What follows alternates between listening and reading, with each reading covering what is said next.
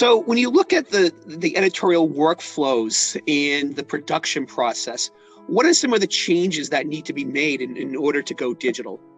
Well, not just going digital. Some of the workflows that need to be considered is what becomes really the source of truth. Right. Traditionally, an author would conceive of the corpus of content they wanted to create and deliver, and that would live on the page. When you're going digital, what you want to be able to think about is not just the initial engagement that a student has with any content, but the entire ecosystem of features and capabilities that go with those. And in a digital environment, you have opportunities that you really want to take advantage of, the opportunities to iterate on that content and evolve it and keep it evergreen and keep it fresh. And what that does is begins to create a chasm between what a print product would have been, which is relatively static in its way, Yep.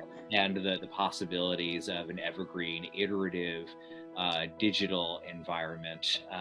So the workflows have to change to account for that there might be a new source of truth and one that is living and breathing daily.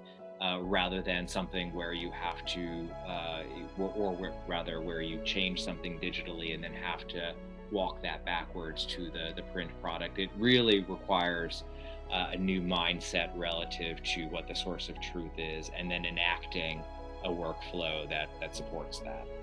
Right. So a lot of it is, instead of being just going on the truth of source going on a paper and that being it forever and ever, it's now with the digital product, these things are always changing, they're always evolving.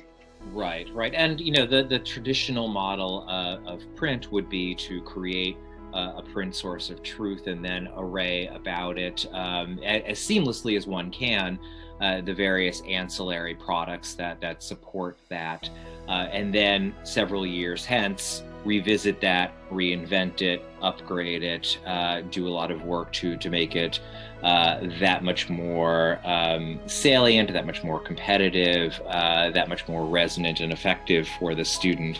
Now, within a digital environment, there's no reason to wait several years to do that. You can constantly be innovating, constantly be updating. And again, that kind of thing was just simply not actionable in a print environment. So the workflows that need to support that are completely different, as they need to be nimble and agile in the truest sense of those words. Right. So the nimbleness, the ability to move quickly and to iterate quickly is really needed in Right. terms of making that move to digital. Right, and there are lots of opportunities to really understand the impact of your content and the work that your authors have done through the harnessing of data. Data were not readily available, or not as available in as actionable a sense in a print world. An editorial team would seek reviews and would labor to get as statistically significant a number of people weighing in on the value of the content to inform what they would do in the product they would create.